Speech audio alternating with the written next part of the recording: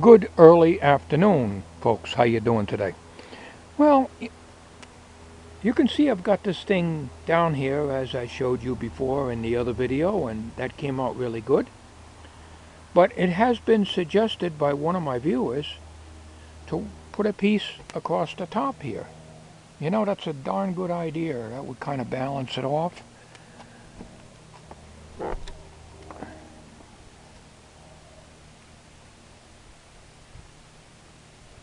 But the thing that I'm wondering about is the top is going to really look like a wide white border. With this and then the 5.5 inch piece coming down here, I think it's going to look very wide. Down here, this would be white, but this is redwood. So optically, when you're looking at it, it's going to look out of proportion. So what I think I might do is put a piece of trim up on the top, but not 5.5 inches wide. Now, I'll show you what I did on the inside off camera.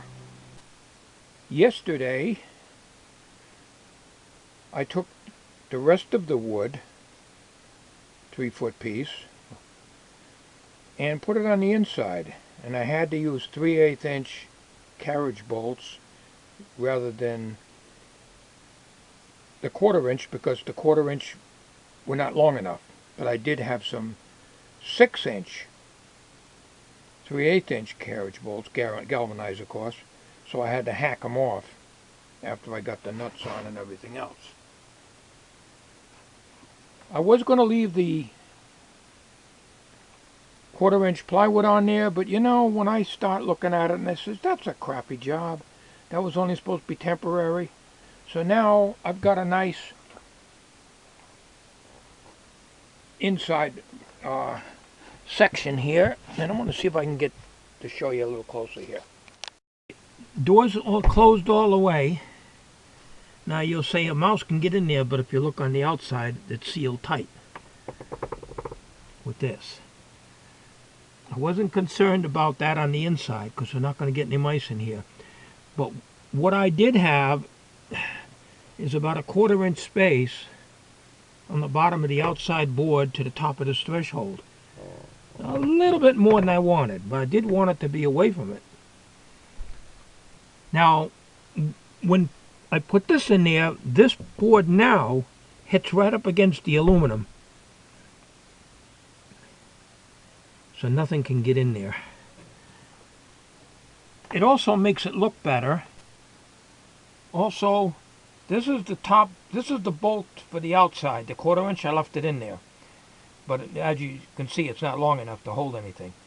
But I needed one down at the lower part to hold these two pieces straight, which it is. So now, we got a good seal, and she's right up against the aluminum, which is what I want. So, putting a 5.5 inch piece across here, like I say, is going to look way out of balance.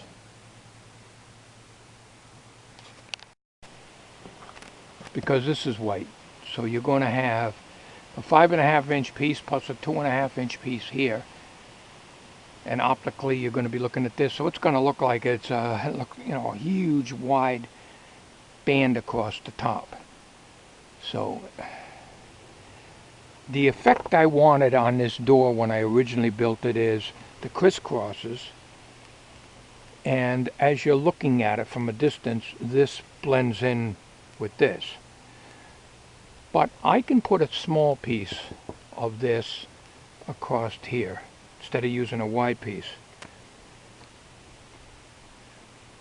Because I used two pieces of 36 inch, well, 34.5 on this one, but 36 on the inside, That leaves me about 2 feet left on that piece, which I couldn't use, but I did have some wood over here.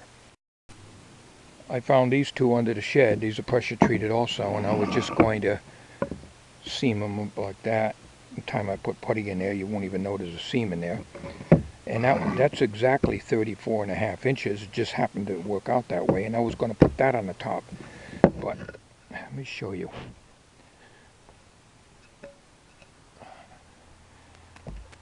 You just visualize that being painted white. In addition to this, of course, being white, it's going to look way out of whack. You know? Way out of whack. But what I'm going to do is I'm going to see if I can find some more of this small stuff. I think I might have the piece that came from the bottom here originally. If it isn't rotted out, it has a few nail holes in it. I can reuse the nail holes. My wood inventory gets splashed up from the rain. My wood inventory under the shed here is kind of, not too much selection here. These are 1/2 inch plywood, some of them are 3/8. And I don't really want to use plywood up there, and then of course 2x4s and stuff. Well, let's go in the back of the shed and see what I got. The piece I took off the bottom is right here. She looks pretty solid. It's not rotted, just needs to be cleaned up. I think I might be able to use that. This is my junk pile here. There's the gel cells that I couldn't do nothing with. Speaker with a no cone in it, microwave. I accumulate enough metal and I might bring it to the scrap place, but I don't think they'll take the old AC. I'm not sure. When I accumulate enough, I'll throw it in the back of the truck. So let's go see if this fits.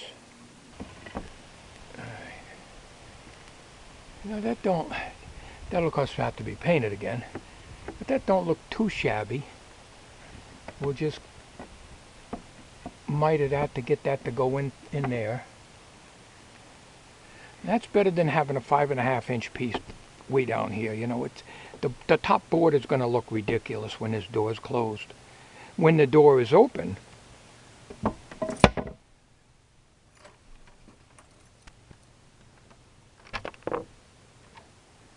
the border will look okay with that one white and a 5.5 inch here, but when it's closed it's going to look ridiculous.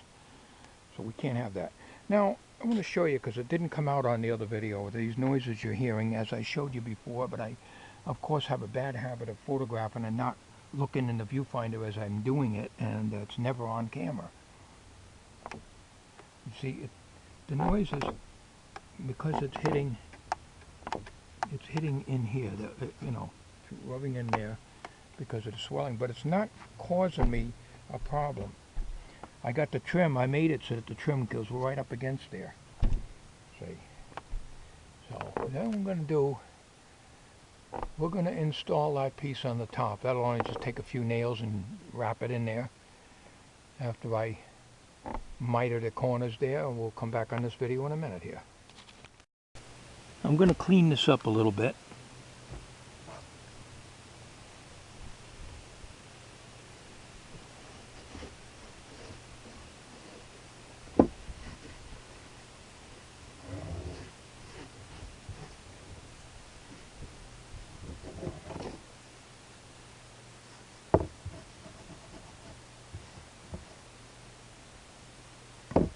Get some sandpaper on this.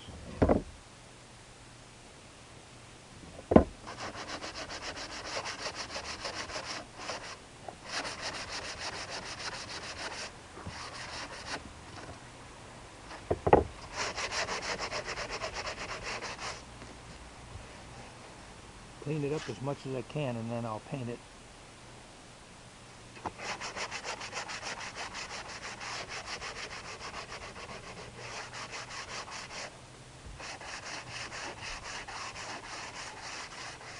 I'll paint it in place. Normally, when I originally did this door, I made these trims up, made sure that they fit, painted them all, and then nailed them on the door. But I'm going to have to repaint the door anyways. Not that that paint does any good. It's more cosmetic than anything else. because I don't know if it's going to rain today or not, so I don't want to do any painting today. I'm just going to put it up. We can use these same nail holes. The wood is in good shape. One, two, three, four nail holes. We just use flathead galvanized nails. Originally, when I put this trim on, I used finish nails, but I had a little problem with finish nails bending over on me.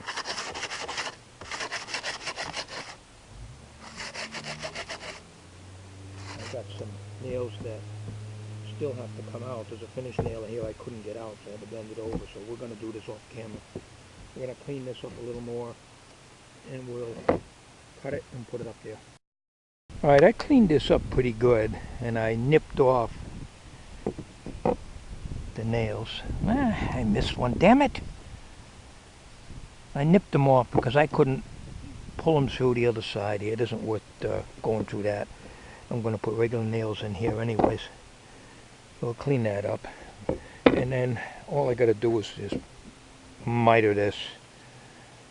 I can do that by hand. I don't need the chop saw, I don't think, for that. Clamp it down, miter it, and nail it up there. And being that this is white, this will give you a good idea. Alright, I got them marked where I'm going to miter them. It just happens to be that this is a hair shorter than about a 1/4 inch shorter. So that's why the miter is over here. And I got it, so make sure I put it in the right position. This is the very top, so you're not going to see that knot there. And not perfection. This whole shit is not perfection. So we're going to cut that now. I'll be back on when I'm ready to fit it into place. Alright, as you can see, that don't look too bad. It's just laying in there right now. So I need to shift it, to get it so that the spacing here is the same. But before I do that, I got to smooth the edges out a little bit here. A little bit raggedy. Not too bad. That's where the paint came off on this old one. That's not a defect in the wood. So, and we got to hammer this down. Now this has still got these little finish nails sticking out, but they'll embed themselves in this wood here because I couldn't flush trim them out with the nippers. Not a big deal. We get this nailed up. Should look pretty good. Not a big project, but it does look better with that top piece on. Alright, that don't belong in there. Number 6 galvanized. Number 6 galvanized.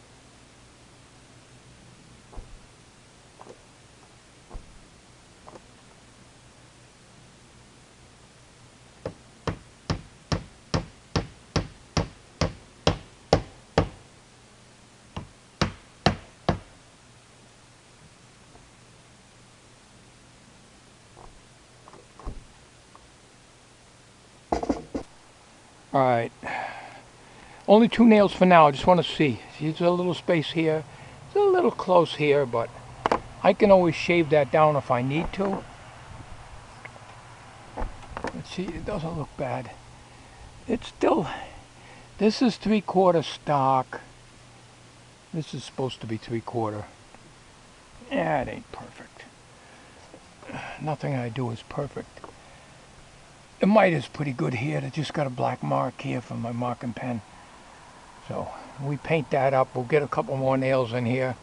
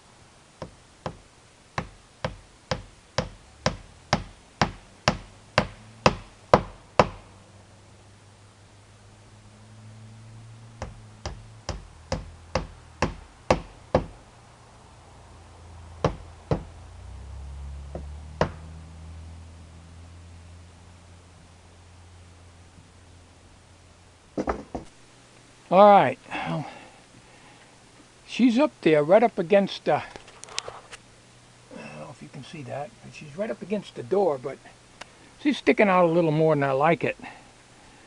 And I'm pretty sure these are 3/4 inch thick. Then again, it's been quite a few years since I put these on. Not in 1997. This door was plain in 1997. I added these several years later. Anyways, that makes it look better. We'll paint this, but not today. And from a distance you can't tell.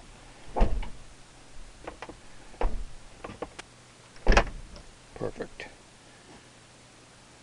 Looks good to me. Okay, so the next step is to sand this some more and paint it. Now, I want to point out something. You probably cannot hear this. When I built this shed in 1987, this is the original metal shed, which I've gone over with OSB crapboard at the time and put roofing on it. There's 2 layers of roofing on it now. I had installed several years later a fan, a 4-inch box fan that they threw out at work when I was working, and it's way up in the corner. I don't know if you can hear it.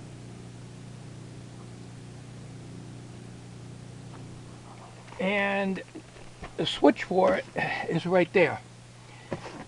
Because when I was using my table saw, I wanted to pull the fumes out, you know, the dust from the cutting.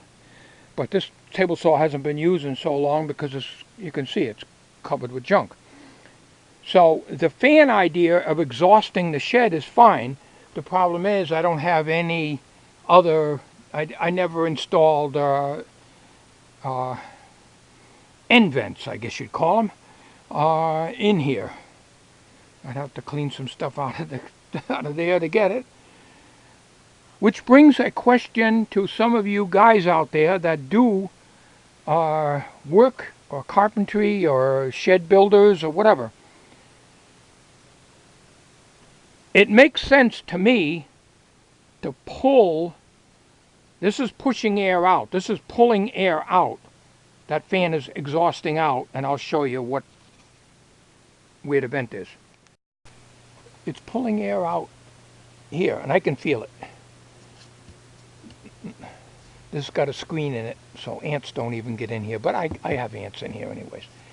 So it's exhausting air out. On the new shed, I have the little 3-inch vent, which you've seen on another video. On the middle shed, this part here, where the generator is and the snowblower is stored, there is no vent. Okay, now this brings me to a question that I need to ask you guys about ventilating a shed. And that is, am I better to exhaust from the top? That's already done over there, so I can't change that because that's got the, when I braced up the shed, I put all those beams in there. I'll show you. Way back when we had Hurricane Bob, I believe back then, I had built all this up with 2x4s and reinforced it. And you can see that the 2 2x4s I got on top of each other, well, the fan was put in before that structure was installed, and you can see it better here, how I did it. So this was a metal shed, but I braced it all up. But my question is, would I be better off exhausting from the lower part of the shed and inputting, in other words, pulling fresh air in and just letting the air, you know, not necessarily be blown out with a fan, but exit the building, or just exhausting it like I am doing here and just have the intake at the bottom. My feeling is this, like on this shed here, If I put an exhaust fan up there and I put an air intake down here, in other words a screen, it's going to be exhausting up there and it's going to be sucking in here. Well, that's air along the ground, and my feeling is it's damp air. I think I would be better if I drew the air into here and let it exit at the bottom. What do you guys think? That concludes the video of today. Not much of a video, but I hope you enjoyed it, and thank you for watching.